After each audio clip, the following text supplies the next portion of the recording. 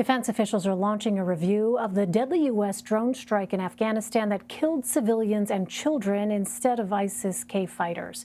Defense Secretary Lloyd Austin has asked the Air Force to appoint a three-star general to assess Central Command's investigation of the strike. They want recommendations for potential disciplinary action. The Pentagon acknowledged the August 29th strike in Kabul killed an aid worker and as many as 9 of his family members, including 7 children. The revelation is raising questions about the future of the Pentagon's so-called over-the-horizon counterterrorism strategy, which relies on these types of strikes. Part of that review will be to examine the investigation itself, the thoroughness of the investigation, to study the degree to which any policies, procedures, or targeting mechanisms may need to be altered going forward, if any, and of course to then take a look at what levels of accountability might be appropriate, and if so, at what level. For more, let's bring in Dan Lamothe. He's a reporter covering the Pentagon and the U.S. military for The Washington Post. Welcome, Dan. So before we get into the drone strike in Kabul, we're learning about another U.S. counterterrorism airstrike, this one in Syria. What do we know? The details are relatively slim at this point. We know that there was a al-Qaeda individual who was targeted in Idlib province, and really there are very few details beyond that. There are continued concerns about both the Islamic State and al-Qaeda in Syria as well. All right, we'll wait to see if there are additional details as the hours and days wear on. Back on Afghanistan, Joint Chiefs of Staff Chairman General Mark Milley previously described that Kabul strike as a righteous strike. Dan, under what circumstances did he make that comment, and when did he change that characterization? He didn't change that characterization until last week. At the time, late last month, there was questions raised almost immediately after this strike in Afghanistan.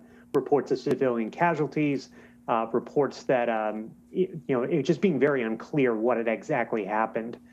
They had said at the time that they thought there was an Islamic State suicide bomber. This would have been the second suicide bombing attempt if they had read the cards correctly on this one.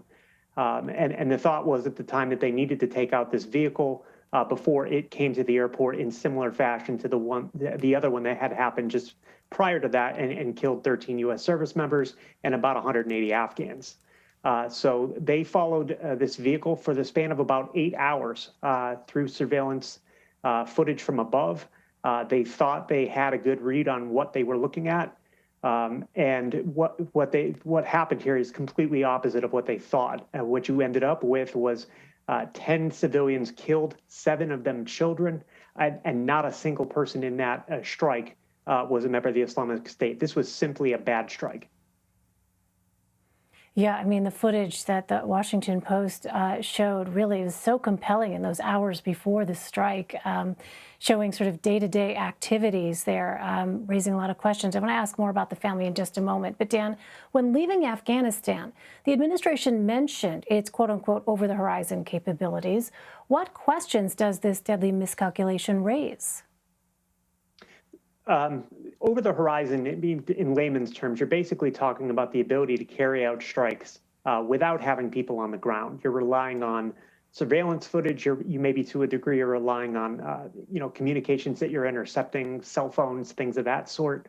But there are limitations to it, and the limitations that have been raised even prior to this are that you don't really necessarily know what you're looking at, and it's easy to miss things. And I think the concern often when people would raise that is that you're missing terrorists that should be struck. In this case, you saw the flip side of that coin, which is that even with still U.S. military on the ground at that point, even with them soaking this target with surveillance footage for hours, they still didn't have a good read on what they were looking at and what they ultimately struck. This was a situation where they were following a Toyota Corolla and thought that a Toyota Corolla was a threat. There are many, many Toyota Corollas in Kabul, and that is a hard thing to make sense of, especially when you don't have people on the ground who are talking to Afghans in the way that we had in the past. So the Washington Post, your paper, is reporting that this family, the Lamothe family, wants to leave their, quote, American-made hell. Now, Pentagon Press Secretary John Kirby said they are working on reaching out to relatives. What has happened to the family since August 29th? this is a family going through an absolute tragedy, losing the head of family, the breadwinner in that family was basically the target, a mistaken target, but he was the target. Along with that, they lost numerous children. At this point, they are looking for a way out. They are looking for a new life. They would welcome a life in the United States or some other country where they are safe. Yeah, as I said, that video on the Post website is just so compelling, showing, you know, the hours before, and you see these ordinary activities of what appear to be refilling water canisters, water tanks, taking them back and forth. We'll continue to monitor this for sure. Dan Lamothe for us. Dan, thank you very much. Thank you.